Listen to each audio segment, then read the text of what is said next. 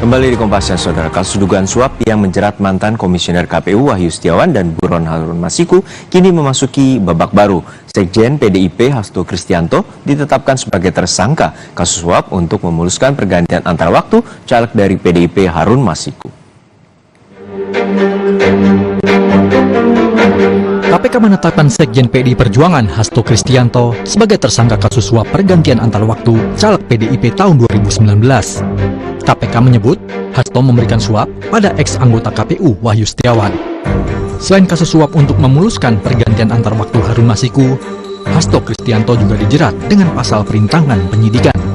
Sekjen PDIP itu disebut KPK memerintahkan Harun Masiku merendam ponselnya hingga tak dapat dijadikan barang bukti. Hasto juga mengkondisikan para saksi agar tidak memojokkan dirinya saat pemeriksaan kasus suap Wahyu Setiawan. Dengan uraian penyidikan perkara dugaan tindak pidana korupsi yang dilakukan oleh tersangka HK dan kawan-kawan, yaitu dengan sengaja mencegah, merintangi, atau menggagalkan secara langsung atau tidak langsung penyidikan perkara dugaan tindak pidana korupsi terkait penetapan anggota DPR RI terpilih 2019-2024 yang dilakukan oleh tersangka HM bersama-sama dengan Saiful Bahri berupa pemberian sesuatu hadiah atau janji kepada pegawai negeri atau penyelenggara negara, yaitu Wahyu Setiawan selaku anggota Komisi Pemilihan Umum Republik Indonesia periode 2017-2022. PDI Perjuangan menilai penetapan Hasto Kristianto sebagai tersangka tidak berdasarkan bukti kuat karena hanya berdasarkan keterangan, bukan bukti material. Penetapan Sekjen PDIP sebagai tersangka kasus Harun Masiku juga terkait sikap PDIP yang kritis. Ketua DPP PDI Perjuangan Roni Talapesi menjelaskan penetapan Hasto sebagai tersangka adalah kriminalisasi. Kami menduga memang kasus ini lebih terlihat seperti teror terhadap Sekjen DPP PDI Perjuangan. Dan keseluruhan proses ini sangat kental aroma politisasi hukum dan kriminalisasi. 3 orang tersangka sudah divonis oleh hakim di kasus ini, sedangkan 1 tersangka Harun Masiku hingga kini masih buron dan tengah diburu KPK. 2 orang dari penyelenggara pemilu, yakni Wahyu Setiawan dari KPU dan mantan anggota Bawaslu, Agustiani Tio Fidelina. Sedangkan 4 tersangka lain adalah Harun Masiku, Saiful Bahri, dan yang terbaru Sekjen PDI Perjuangan Hasto Kristianto serta Doni Tri Istiqomah. 3 orang tersangka sudah divonis oleh hakim di kasus ini, sedangkan jejak pelarian Harun Masiku terus diselidiki KPK. Tim Liputan Kompas TV.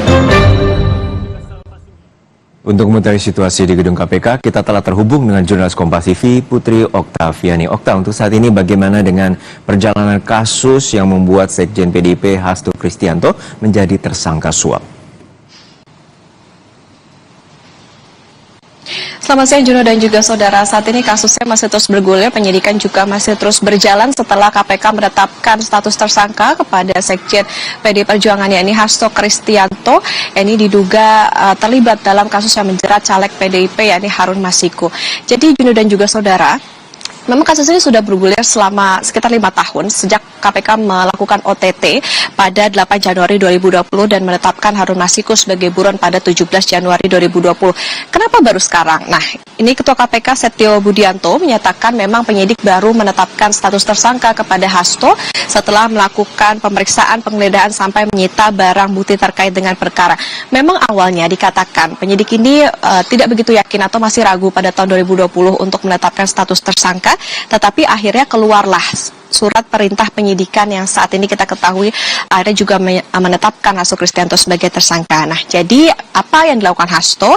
Diduga Hasto Kristianto melakukan pemberian suatu hadiah atau janji ke mantan komisioner KPU yakni Wahyu Setiawan dan mantan anggota Bawaslu Agustiani Tio untuk penetapan anggota DPR RI terpilih 2019-2024. Jadi uang yang diduga diberikan oleh Hasto ini diduga untuk memuluskan jalan dari Harun Masiku untuk menjadi anggota DPR RI pengganti antar waktu karena Nazarudin Kimas yang seharusnya menjadi anggota DPR ini meninggal dunia.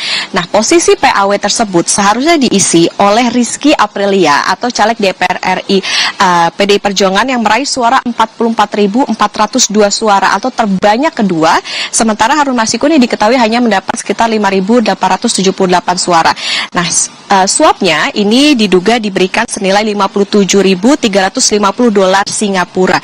Diduga Hasto ini tidak sendiri, Juno dan juga saudara, jadi bersama dengan Harun Masiku, Saiful Bahri, dan juga Doni Tri Istiqomah.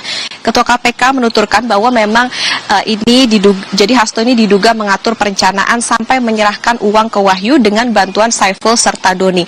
Hasto juga melakukan berbagai upaya, Juno dan juga saudara, seperti mengajukan judicial review ke MA pada 24 Juni 2018 dan juga memerintahkan Saiful untuk bertemu dengan Rizky Aprilia di Singapura untuk meminta posisi PAW tadi, tetapi memang akhirnya ditolak.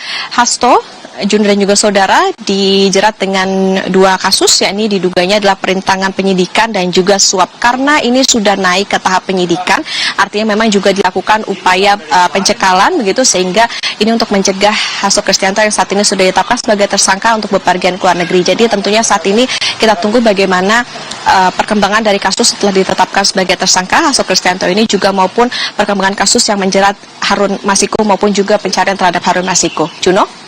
Oke, dari kasus Sekjen PDIP Hasto Kristianto yang telah ditetapkan sebagai tersangka, lalu kita akan ke topik lain. Lalu hingga saat ini bagaimana perayaan Natal terutama bagi tahanan KPK?